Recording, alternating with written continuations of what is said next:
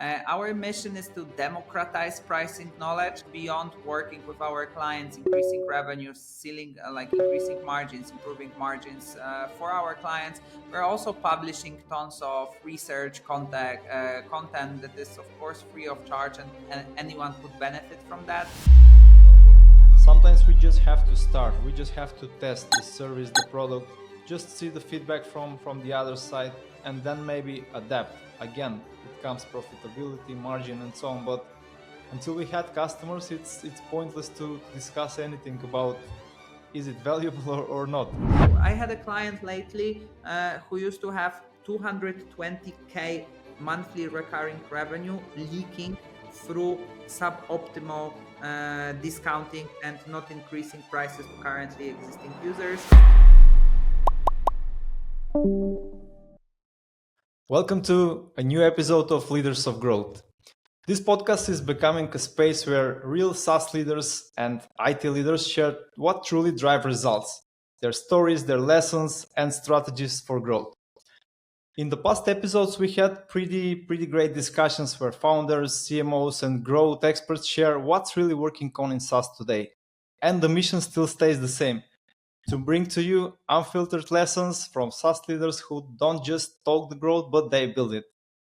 I'm your host, Milan Savov, CEO of SmartLeak, where we actually help B2B SaaS companies get to the top of Google and LLM results and turn visibility into high-quality leads.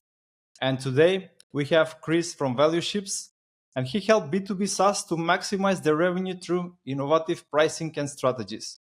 And one thing which I must to share is, if you are attending to any SaaS events, you will definitely see Chris there. So Chris, welcome, and how are you? I'm good. No pressure, right? So real stories, growth, leaders. I will make my best to actually deliver to the promise. But actually, you promised. So we will definitely. Yeah, great. So to people who don't know you, can you just introduce yourself, about your experience, your background, and maybe something which you did before even starting the company? Yes, my name is Chris. I'm a comedian. I'm very randomly in this podcast. No, I'm kidding. So my name is Chris. I'm co-founder, and this was the only thing that was true in the last sentence. So I am a co-founder of Valueships. We're a boutique pricing consultancy working with technology companies, mostly with product companies. Nowadays, it is SaaS and AI companies.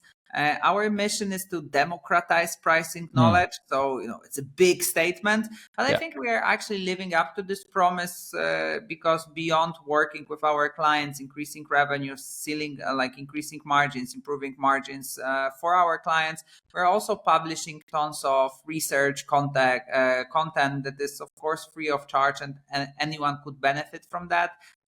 So that's number one. Before joining Valueships, I was working on the ground in the SaaS company, and I started my career in McKinsey, where I was actually a solely dedicated person to pricing. So it's a weird track, but it was my track. When most of my time I've spent working on different pricing schemes for our clients. So that's me. And one thing as a side thing, I'm a big fan of football. So I was pretty happy with the latest. What's your favorite club? And I can't tell you because 50% of my clients will hate me. The other 50 will like me. But yeah, I can just tell that last match between those two teams was satisfying for me. So it's Real Madrid, probably. Place your bets. I'm not saying yes. I'm not saying no. Okay, cool. So what can you just also give like a briefing about Valueships? How exactly the company helps? Who are your best ICP or so? Yep. So basically, we believe that there is at least 10% of revenue untapped in any company through the pricing lever. So if you think about marketing, sales, costs, product, there is tons of knowledge available online. There are plenty of specialists working on them, on that. Even if you looked on LinkedIn, how many pricing jobs openings you have versus sales, marketing, product, it's typically 100 times less. It's not 5 times less, it's not 10 times less. It's like depending, of course, when you are checking, etc. But we have seen this so far. So our job is to basically change it, but we are not a recruitment agency. Just to make sure, we are a consulting business working with our clients to streamline their pricing, packaging, monetization, rigor. So that is what we are doing. We and of course, like the goal is to increase revenue, to increase margin. We're a group of 32 people right now. We've started the business almost 5 years ago with my co-founder, and right now we are reaching 160th project, I think.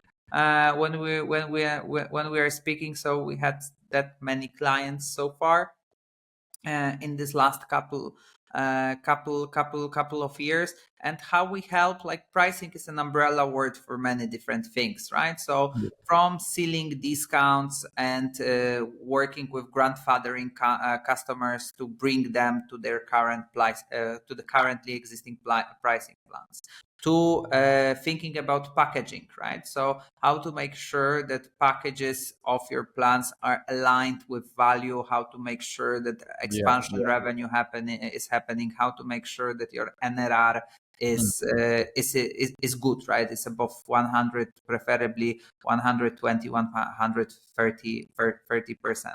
How to make sure that your monetization model benefits you and benefits your users. So shall you be in the traditional classic good, better, best, or maybe you should leverage a bit more usage pricing? What value metric you should have, like output, outcome, that's it. So those are like many different things, and I could go on and on. We could most likely spend additional 10 minutes of deciphering what pricing consists of.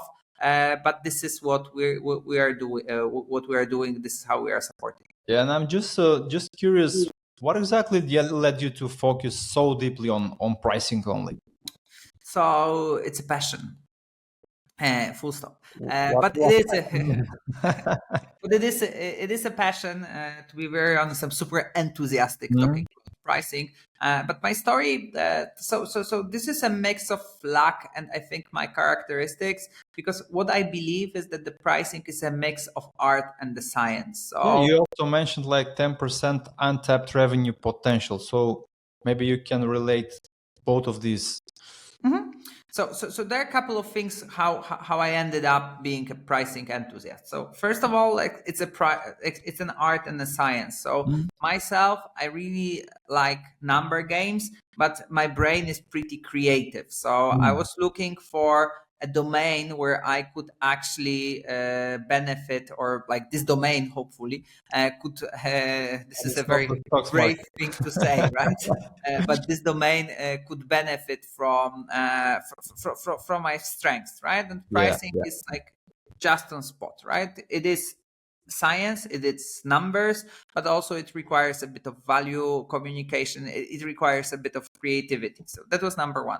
Number two for me, I am pretty impatient, and I like to see results pretty fast. So if you are working on branding, if you are working on multi-level ABM sales campaigns, typically, and I love those things, but typically in order to see a real impact of those actions, it requires patience, it requires time. With pricing, agency, consistency, 6 to 12 months, hard work.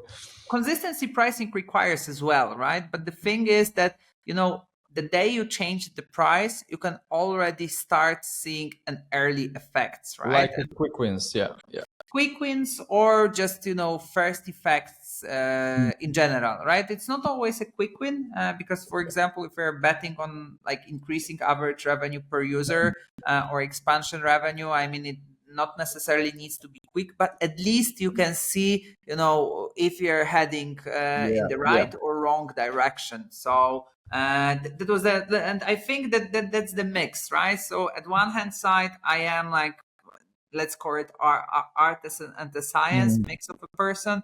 On the other hand, like patience is definitely not my strength. So pricing just ticks both of the boxes, and then I developed the passion towards it. So then the next step was easy. That's cool. So the passion drives you, but you also find your strengths, so you know what you're best of. So the best thing you can deliver. Win-win. Let's see. Yeah. So why do you think like pricing still gets like less attention than marketing and sales? You mentioned that you can have some win much quickly than any other marketing which you can do, but it's like still neglected in the SaaS business, and it directly could impact the revenue. So yes, I think that's still true, but the narrative changes, that's for sure, right? So before AI came into the play, SaaS pricing was very neglected.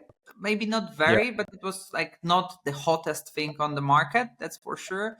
Right now, with all the discussions that we're having around the costs that AI is bringing, pricing is becoming more and more relevant. Number one, it has been relevant, but now it's even more relevant. It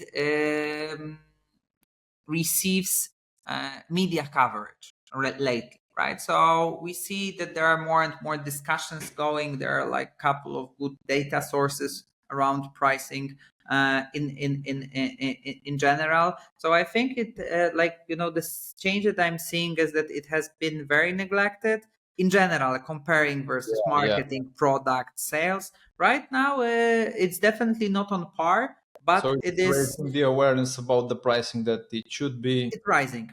It's definitely rising. But the question was like, why I think it's still not as popular. And, again, coming back to my first point, like we do not have many specialists. Then I think that they're like thinking from the strengths perspective, there is not a lot of people who are both into data and into like creative work at the same time. So I think that as a science, pricing is part of a marketing, right? You have promotion, place, and pricing is one of 4 P's. So from the academic standpoint, it is a part of marketing. And then if you think about this, I mean, when you look at marketing departments, I mean, there are not many people who decided to go to pricing as their topic. So I think that the skills that are required to work on pricing are rare skills on the market. And it's a chicken egg problem, because maybe they are not that rare. Maybe for in academia, for example, nobody pricing doesn't have its spot, right? So can you imagine your marketing classes in any studies that you took, like how much time was dedicated to positioning, branding, campaigns, stuff like this versus pricing, right? And I think about this, maybe if you were lucky, you had this one class, 1 hour and a half about cost plus competition based and value based pricing. Yeah, you're right. I think this is the mix, behind why the situation is like that. But we are trying to change this. Yeah. So just one lesson to SaaS owners to think about pricing much deeper than the rest of the channels. When we are here and we discuss that there could be like some faster results here when changing the pricing, do you have maybe some story where actually a small pricing change made some significant improvement to some of your customers? Of course. So like when you think about pricing, there are a couple of things that you need to take into consideration, right? We've mentioned packaging, we've mentioned value communication. Those are more like mid-term bets, I would say. But there is also a very short-term bet that is working in almost like 80 to 90% of the studies, which is grandfathering and discount ceiling. So no matter if you're a PLG business or SLG business, most likely you should look into two things. So how much your current customers are paying versus your current list price. So maybe you have changed the price, but you did not decide to increase it to currently existing users, number one. Number two, what is your discount scheme? So again, no matter if you're a PLG, for some reason, those companies also tend to decrease or discount their prices. And then we think about this in a classical PLG business. You just go, click, pay, insert your card. Yeah. So where is the place for discount? Oh, there was like a product downtime. We decided to grant the discount to every user. There was a Black Friday, so we decided to make it -20. We have never sealed it at the renewal. Yada, yada, yada. Of course, in SLG business, I mean, discount is even more important, because then you have sales, then you have a person behind the price, which make it prone to price negotiations, which makes discounting quite like there are more use cases like that. Yeah. But no matter PLG, SLG, discounting. So first, grandfathering. Second, discounting. Third one is profitability, right? So there, like, no matter like how profitable is your business, we have seen in our clients that are using APIs or right now AI credits, they have some clients that are unprofitable for some reason. So this, very over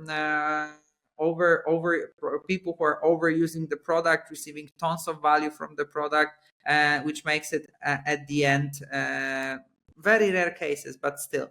So answering your question, right? So one client we had that was using tons of APIs. Their clients were using tons of APIs and AI credits. They didn't have a feature flags. They didn't have a fair trade usage policies. So we decided to increase prices heavily to customers that were unprofitable or very low profitable. And then the worst case, if they churn, I think still you get like negative margin back. Number one. Number two, grandfathering, right? So I had a client lately who used to have 220K monthly recurring revenue leaking through suboptimal discounting and not increasing prices to currently existing users. 221K. It was, I think, 30 to 40 million per year. Yes, and it was 30 to 40% of their overall revenue, right? So it was massive. And then, even 10% of price increase to those customers, explaining them step by step why it happens, what's the reason behind that, what has changed, how much more value you've added over the course of time, make this price increase very, very successful. And of course, like the third thing, so we had like, unprofitable customers, discount ceiling. The third catch for me is just yearly price increases. So of course, I don't want to make it like, atomize it too much. I don't want to make asterisks to asterisk, your business much better. But in most of the cases that I see, doing just a yearly price increases as a cost of living adjustment is also low-hanging fruit. It's not maximum impact. You can make it better. You can make the price increase higher, especially if you've added value to your product. But if you're looking for a quick win, this is a quick win. Yeah, definitely. So when do you think like is the best time a SaaS company to start thinking about pricing more seriously? Is it like when they actually started or after like hitting some tractions of customers? 27th of October. Like yesterday. You confused me. Got you on spot, right? No, so it's like the investing thing. The best time was yesterday. Second best time is right now. It's today, right? So you suggest if anyone decide to start a SaaS business, just to start thinking about pricing from day one.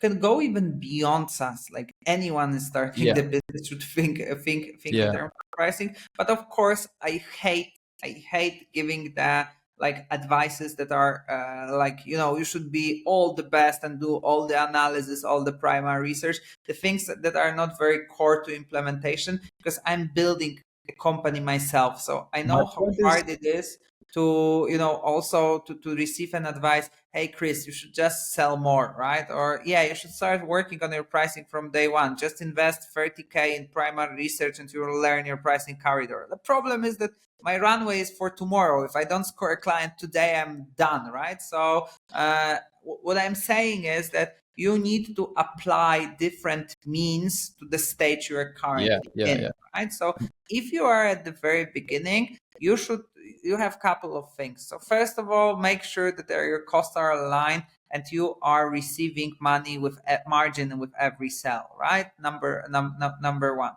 Then make sure that you can learn your lessons in time from pricing, which means that differentiate price enough. If you're giving just one price, one package to all of your customers, if you're in this use case, it can be amazing for you. But in 95% of the use case, having a bit of a choice is a good thing to have, right? So making pricing a bit more complex. I'm not saying super complex. 2-3 options is not super complex, but differentiating your prices a bit in order to learn from it in time, most likely is not the worst idea. So at the very beginning, you also, like, your currency that you are getting is not only money but the learning that you're having. And if you have only one price for everyone, one to serve them all, your learning curve is flat as, I don't know, as something that is super flat. So this is at the very beginning. So margin differentiation, talking to your customers about the price, but not in a way how much it should cost, but how much it should cost for you to start to make it expensive. How much it needs to be so you feel it's a bargain, right? So there is like this price sensitivity meter, Van Westendorp type of a research. Go see what questions the Dutch professor was asking like in the previous century. It's an amazing method, and maybe get a bit of an inspiration how you should have a pricing / value conversation at the very, very beginning. At the very beginning, also one of the things that you can do is talk about the value, right? So try to calculate the value of your customers, right? You apply, like you have your SaaS, you delivered your product to your customers. Ask after 3 months, what has changed? How much hours it saved? Did it bring more revenues? How many more leads you are having? Do you have more operational freedom while using my software, right? How it used to be before our SaaS, how it is after our product, right? How much money you've saved, right? So those are a couple of things that you can do from the very beginning. Then further down the way, the means that you need to take in order to be efficient in pricing are a bit different. So you need to do everything what you have been doing, but also you can add a bit of a primary research. You can add a bit of a competition diagnostic, maybe some mystery shopping to understand what is the pricing corridor of your closest competitor that your clients are migrating. Maybe you can do a bit of a scenario analysis to understand if it's better to sell 1,000 products for 100 or 100 products for 1,000, right? So understand unit economics a bit better, right? So, but the key here, no matter if you're SLG, PLG, one-person business or 100,000 people business, the key to succeed is to treat the pricing as a process, right? So at first, dedicate it, 10%, 5% of your time, but dedicate this time to it in order to do this thing. Then you have 10 people, so maybe you can dedicate 0.2 FTE to it. Then you have 50 people, so maybe you can dedicate 0.5 FTE to it. Then you have our 100 people company, then dedicate the full-time employee to it, right?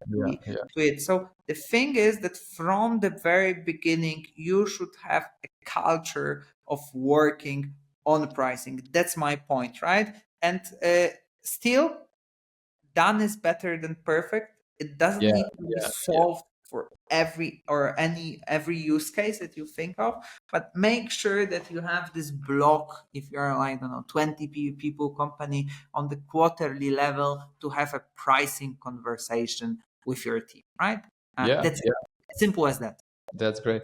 So you said that done is better than perfect. That was like my point of the question, because Sometimes we just have to start. We just have to test the service, the product, just see the feedback from the other side, and then maybe adapt. Again, it comes profitability, margin, and so on. But until we had customers, it's pointless to discuss anything about is it valuable or not. So at the end, the feedback gives you, I think, the best information to adapt. Of course, and then one point to it, right? Pricing can be a very good lever. Yesterday, I had a founder calling me saying, "Hey, Chris, so blah blah blah." Like, we know each other, like from different conferences. Like, he wanted my advice, right? And he's saying, "Hey, look, so we had this very early stage business, right? But experienced founder, and he was saying me, hey, look, we have this business, and there was a supplier of our solution, and unfortunately the solution doesn't work as it should be working, right? What would you do, right?" And I was like, hey, look, but like it doesn't work, or it doesn't work in 5% of the cases, right? Because they want to like redo it themselves, but cash flow, money, I mean, it's not for free. And pricing, and like we were talking talking in terms of pricing, and I was telling him, hey, look, so okay, it doesn't work as you've planned to work. You were planning to sell it at $99 dollars per or euros per core value metric. So maybe start working on it as a beta version, because he has like 100 clients on the waiting list, and I'm telling, hey, look, you might and he's afraid that he'll be losing these clients, but at the same time, I mean, the product is not in the shape he wants this product to be. So I was telling him, hey, use the pricing as a lever here, right? Make sure release it in the suboptimal version. Of course, again, like it was not super far from perfect, right? It was working product, right? It was not the product that was working in 5% of the cases. It was product that was not working in 5% of the cases. So release it as a beta version. Be very transparent with your clients that it's a beta version, but then also put your money where your mouth is, right? So if it's like beta version, just make a discount of 50% and let them know that as long as it's in the beta version, it's going to be 50% off. And how amazing it works. So you already have an anchor of your pricing, how much it can be, right? So how much you need to pay in the future. You are giving it back 50% of discount to your users to make sure that if something is not working,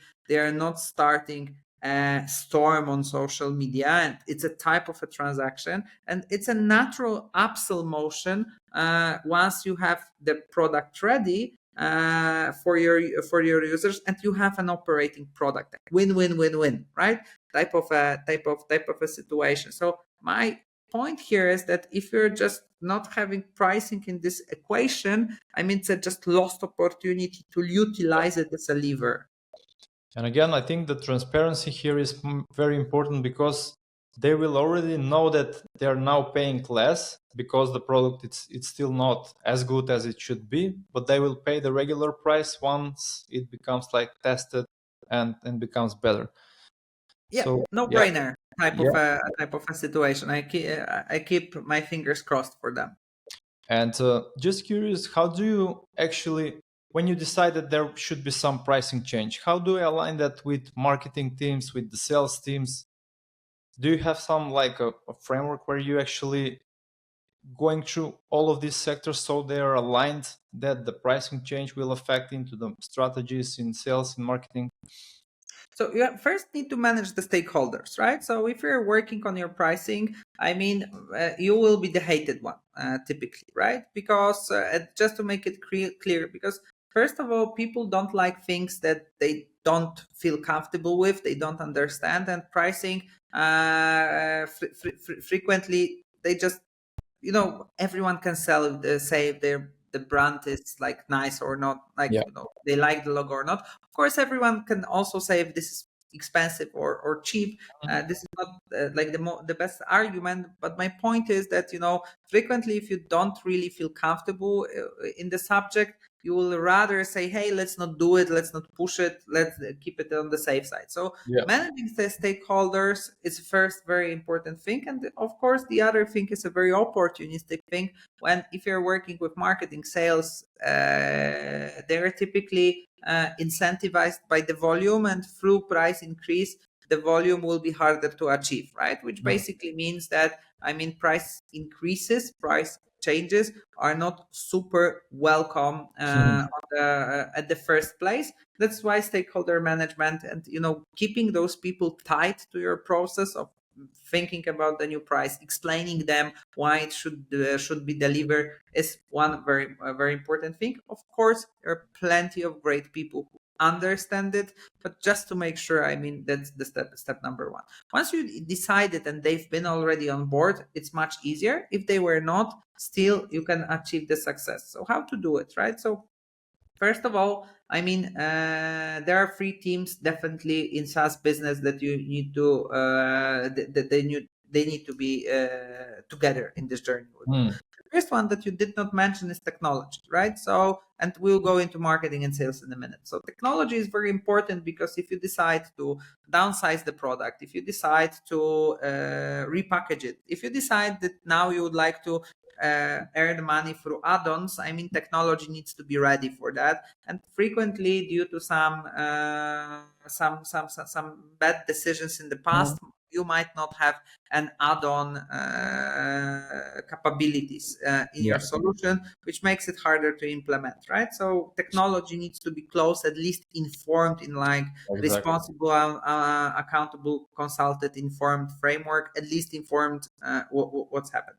The second one is marketing and sales, right? So those teams typically play different roles. Marketing is to make sure that the value is on the forefront of our product. So if we decide to change our product, it's first of all good to tell what was the last time something has changed in pricing, and how many good things has happened over the course of this time, right? So if you want to increase the price from 5 to 10, if you just increase it from 5 to 10, you can be successful, but your possibility is lower, versus if you will tell, hey, we added this feature, there are 80% of the people working on this feature, we added this feature, most of our clients says it brings them, it provides them with spectacular ROI. Of course, we also are much better in communication and with CSM, and that is why we're increasing the price, right? Just give more context before actually do the raise. Building the narrative, right? Building the story, building the narrative, convincing, putting value, pushing your value, conveying your value. This is important. Of course, sales also has a very big stake in that. But with sales, there are a couple of things. So first of all, to align with sales, frequently the part of pricing engagement is to uncover the value that you are bringing to the customers, and preferably quantify the value you're having to customers. So through the pricing engagement, in order to align with sales, you should also equip them with a value quantification, value dollarization, so it's easier on the conversion side, right? Number 2, you need to deliver them with communications, or you need to co-create the pricing communications for their clients or for their prospective clients, so they have a toolkit to execute this price. Then also with the alignment, frequently if you're increasing the prices, you will see more and more tendency towards discounting the product, so the effective price at the end is the same, right? So you need to also come up with a certain guardrails that will protect your margin from over discounting of your product. So frequently how it goes, and those are and there are tons of actions that you can take, but frequently how it goes is that in order to be aligned, you need a couple of things. You need a timeline with when we start communication, when we are executing the prices, when we are checking if the price was executed, all this when we increase the prices to currently existing clients. So you need all these milestones. I think those 4 milestones are the most important. Number 2, you need a communication plan, right? So communication plan is what you communicate, how. So what means of communications you are taking, what is your plan B, right? So if customers are telling you, no, either we stay on the same price or we're gonna churn. What do you say to that? Do you fight for those customers? Yes, no, depends, right? Of course, big customers with big pricing power, most likely yes. Customers who are not using the product and would have churned anyway, most likely no, right? As a rule of thumb. Then you need also to align with the team's performance management, right? So, okay, we're introducing new prices in January. What effect we expect in February? Are we on schedule? Yes. Okay, we keep doing that. Are we ahead of the schedule? Oh, maybe we should have increased our prices more, right? It's a process. So maybe we should actually reevaluate price change and make it a bit more ambitious, or we are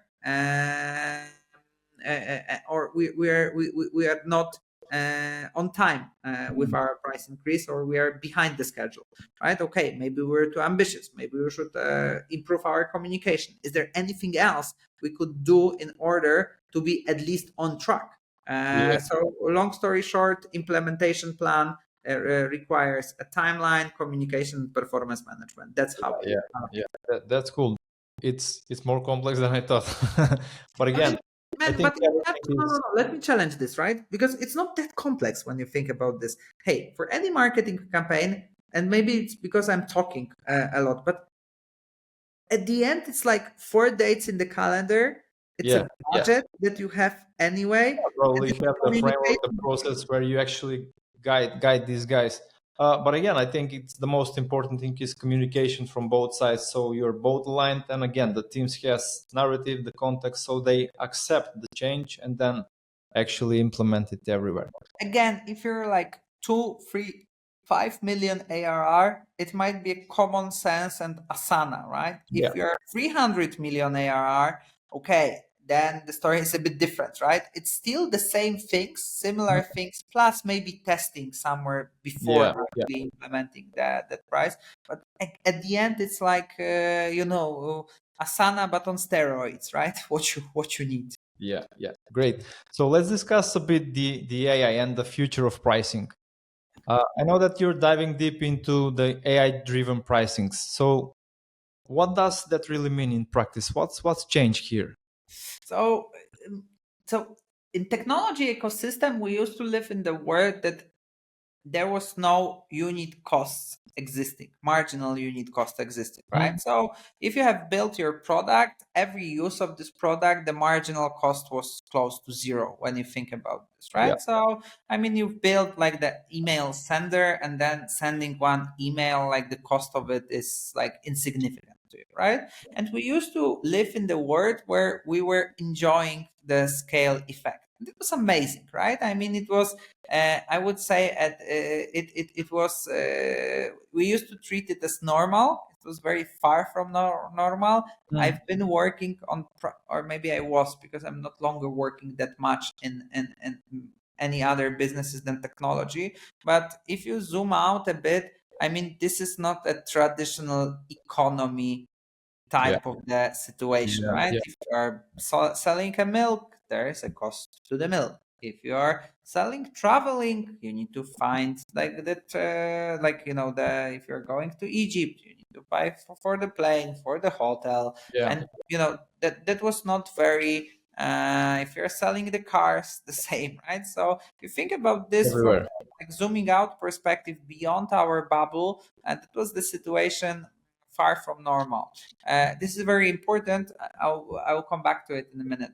And right now we're moving into the situation that things are coming back to normal, but it's a very it's a new thing for SaaS ecosystem, so to say, because with AI the cost of credits are existing, and it doesn't seem like the credits will get any cheaper anytime soon. It was expected toward the Moore law. Okay, let's not go there, but yeah, it was expected to be cheaper. It doesn't seem so. It will come true. So you can feel like you can think of it like, AI is providing us a fuel, right, for our products and fuel costs, right? So there are marginal costs right now of using our products if AI is included. I mean, it's a simple situation. Yeah. Yeah. And this is like the big, like zoom, like, from the from the helicopter level, this is a big change, and it's a fundamental change, right? Because I mean, right now you can have products that are they have negative margin, right? I'm not saying about the company level, but on the product level, they can Yeah. have negative margin. So this is the change. Fortunately, this change, I mean, it is a big change for technology SaaS ecosystem, but the models that have the models in other industries experienced this like thousands years ago, and in technology ecosystem, for example, in the marketplaces, online ecosystem, and these Yeah. models were there for quite a bit of a time. So what does it mean in practice? So in practice, it means that if the scalability effect is happening, first of all, not happening anymore that in the fashion that it used to be, there are new models that you need to leverage, right? So before, for example, you're charging your clients for the access or for the users, and they could experience all the all the richness of your tool, right? They could just have it unlimited, right? Yeah. Right now, with AI, this might be not the case.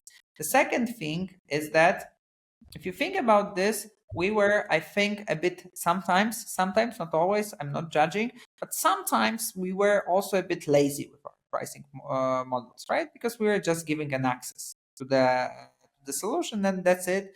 Every new thing, every new product feature, we were just giving an access we were just giving you an access because our margins were high, so we didn't have to think about this so much. Right now, with the changes that I'm describing, what we're seeing is that companies think about charging for different things that they used to charge for, right? So the first thing is that new monetization metrics, core value metrics, are more and more present on the market. We are seeing a lot of credits type of models, right? So you have one currency within SaaS solution, and with this currency you can buy many different things, right? This is a very good use case for the complex solutions when you can buy many different things with the credits. I think it's a lazy way for companies that are just point solutions and just saying one thing. I think this is not a good thing to do if you're just selling one thing and then you need to exchange money for the credits and credits for this one thing, right? So I mean, it's not like, in my eyes, this is like short term, since credits are hyped nowadays, it can work, but in long term, I'm not see this working. For more complex solutions, I to give like the most famous example for now, I think can work wonder. Then from credits, we are thinking about charging also per output, right? So imagine that you are selling like an SEO solution where the product was article, and you are charging by users. Right now, since you are using AI to write those articles, you might think of charging per article. Article is an output of your work, right? Then even more advanced softwares are thinking in terms of charging for success. So imagine that you have a litigation of your content piece, and you just say that this litigation happened, and every time the litigation was deleted, you are being charged for the success, if it happened or not, right? So it comes down to the very basic pricing principles that if your value is more tangible, right? Success, very tangible. And if you have a contribution to success, I mean, litigation is not longer existing. You can charge more, right? So you can charge more value, more percent, bigger fraction of a value that you've created. And this is like, it might seem theoretical, but then since we're doing a lot in research, we see already companies that have AI piece within it typically charge on average more versus competing solutions, number one. And also we see that companies that are charging beyond access and beyond user on average are more expensive than their competitors, which Yeah. means that from theory we go into the practice. So if you're contributing more to success, and if your contribution is tangible, I mean, you can charge more, right? And we can see Yeah. this in practice. And this is one side of the story, which is like value metrics. So what, right? On the other hand of the on the equation, you can have you can have how, right? You have how, right? And what is like we described, and how is your how we will be charging those companies. Since you want to be close to the value, instead of getting an access, for example, to 10 litigations and that you need to pay upfront, maybe you want to charge in the usage fashion, right? Yeah. So Yeah. every time you just click for the litigation, cash flow wise might be not amazing for you, but then you can tell, hey, I'm putting my money where my mouth is. So I am charging you only when I am achieving success. Is it a fair deal? For conversion, can be amazing deal. If for cash flow, might be sometimes challenging, right? So on the how on the how side of the equation, I mean, this is another big topic. If we are charging like with prepayments, so we are charging by 10 20 credits, or we are charging only in the pay as you go usage fashion, so every time you use credit, you are being charged, yada yada yada. Of course, it creates more and more friction also on the buyer perspective, because it used to be predictable. But I think that with more value delivered and more value that is certain for you, companies can sacrifice the predictability. Of course, not everyone, not in any use case, but as a generalization, I think that can happen. Yeah. Yeah. So we're coming to the end of this conversation. So for a future outlook, where do you see like SaaS pricing strategy will evolving in the next 2-3 years, and what do you think will separate the companies who master the pricing and spend more time on this, for comparing to those one who actually stagnates and don't do anything about it? So I think that market is getting more and more competitive, because barrier of entry is decreasing, right? It's easier to build products, it's cheaper to build products, right? Yeah. Yeah. Number one, if we take this as a truth, and I take it as a truth, like I see what's going on the market. I think that companies who won't be working actively and treating pricing as a process will not be able to secure enough margin to be competitive, right? Because if the market is getting competitive, it's harder to promote the product. If it's harder to promote the product, you need to dedicate more money for promotion of the product. If you don't have margin, so if your pricing is not successful, you don't have means actually to do that. So I think that basically companies who don't secure enough margin for their operations will just fail. So separating, pricing as a process, it used to be nice to have. Now I believe it's a necessity, and you need to have money to spend in the red ocean that will come to most likely any industry in the technological ecosystem sooner or later, right? Because I mean, it used to, even for the companies like, very big ERP system right now. I mean, it used to, for new incumbent, it used to take like 5 years to catch up with 50% of the functionalities they used to have. Not anymore, right?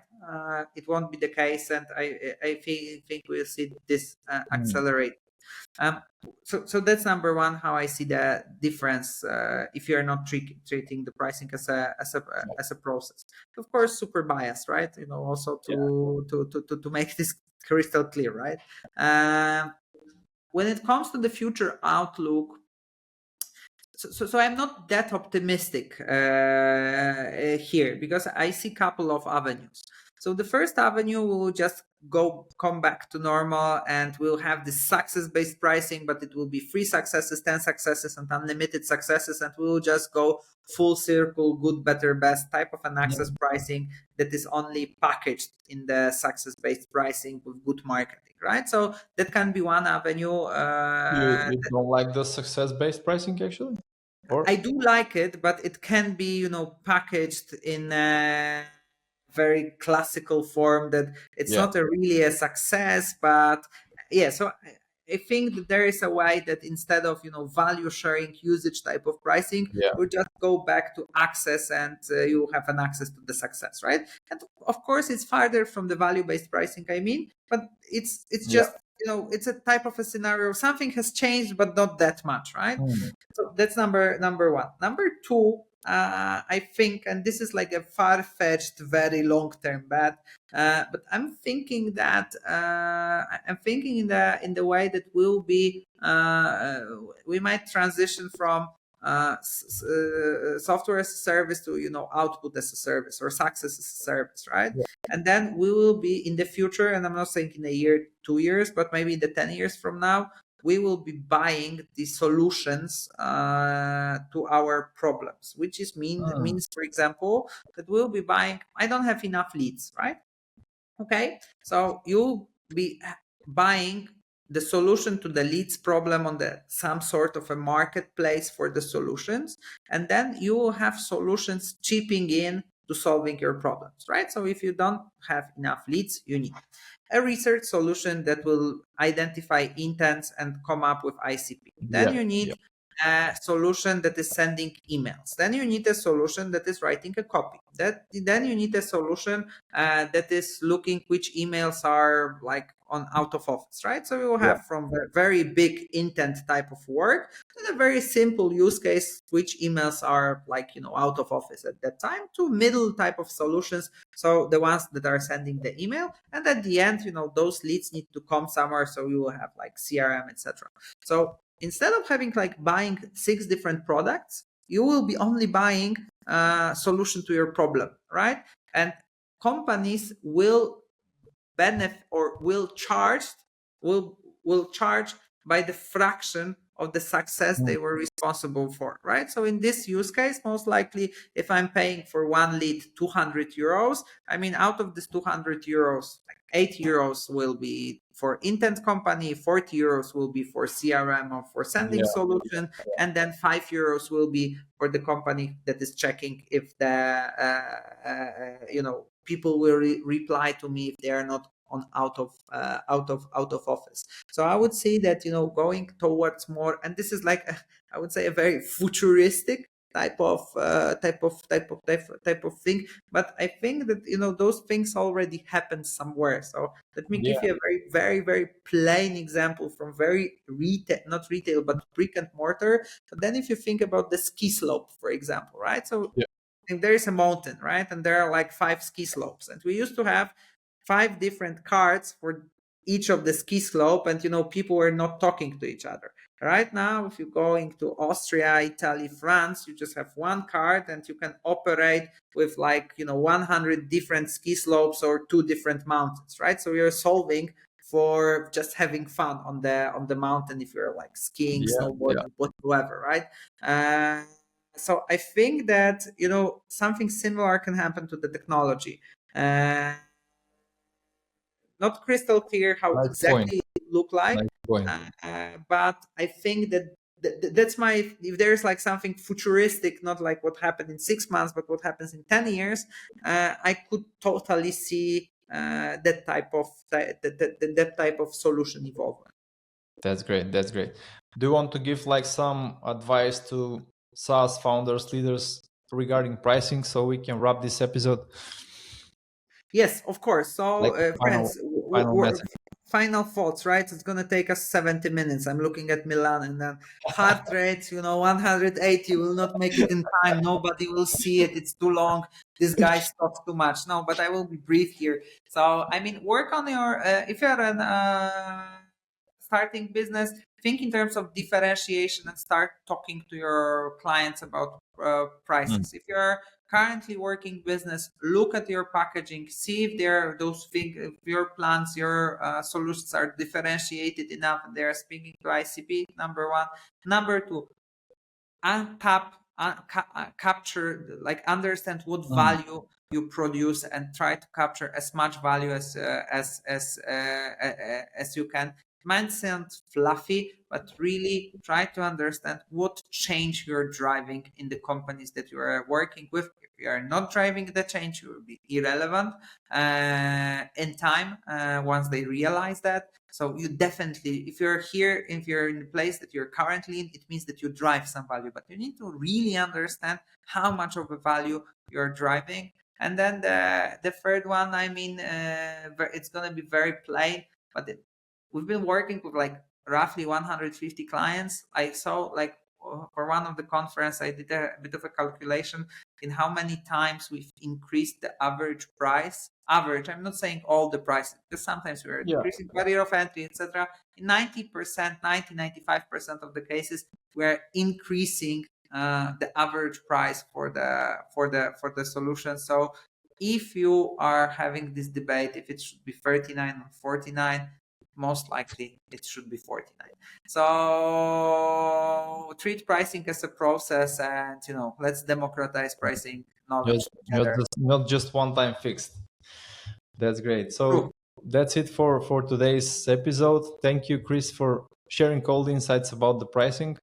I think people who just think about should they increase or decrease the pricing should take like a deeper look into this area. So if you enjoyed this conversation, make sure you subscribe to this podcast so you don't miss any of the next episodes. This podcast is powered by SmartClick, your growth partner for B2B SaaS companies ready to scale organic visibility and revenue. I'm Milan Savov, and as always, keep leading, keep scaling, and keep growing. So thanks for listening, and see you in the next episode. Thank you for having me. Bye-bye.